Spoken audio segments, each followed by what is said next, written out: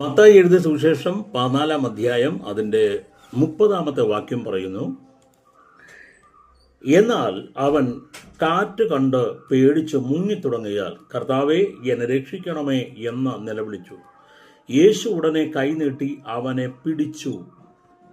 ഈ സമയം ദൈവവചനം ശ്രവിക്കുന്ന ഓരോ പ്രിയപ്പെട്ട ദൈവജനത്തോടും നിങ്ങളെ എന്താണോ ഭയപ്പെടുത്തുന്നത്, ഏത് പ്രശ്നമാണോ നിങ്ങളെ ടെൻഷനാക്കുന്നത്, ആ വിഷയത്തിൻ്റെ നടുവിൽ നിന്ന് കർത്താവ് നിങ്ങളെ പുറത്തു കൊണ്ടുവരും. ഈ സമയം വചനം വ്യക്തമായി പറയുന്നത്, പത്രോസ് യേശുവിനെ തിരിച്ചറിഞ്ഞ് യേശുവിലുള്ള ഉറപ്പിൽ ഓരോ ചുവടുകളും അവൻ വെള്ളത്തിൻ്റെ മീതെ നടന്നപ്പോഴും കർത്താവിൻ്റെ മുഖത്തേക്ക് തന്നെ നോക്കിയായി ഇറങ്ങിയത്. ഇടയ്ക്ക് അവൻ്റെ ദൃഷ്ടി പ്രതിസന്ധിയിലേക്ക് നോക്കിയപ്പോൾ അവൻ വെള്ളത്തിൽ താഴാൻ തുടങ്ങി.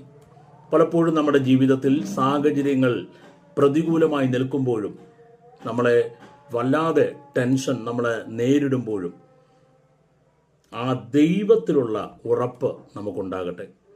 ഈ സമയം വചനം കേൾക്കുന്ന നിങ്ങളോട് പറയാം, യേശുവിലായിരിക്കണം നിങ്ങളുടെ ഉറപ്പ്. ആ കർത്താവ് ഏത് പ്രതിസന്ധിയാണോ നിന്നെ താഴ്ത്താൻ നോക്കുന്നത്, അതേ പ്രതിസന്ധിയിൽ നിന്ന് നിന്നെ പുറത്തു കൊണ്ടുവരും.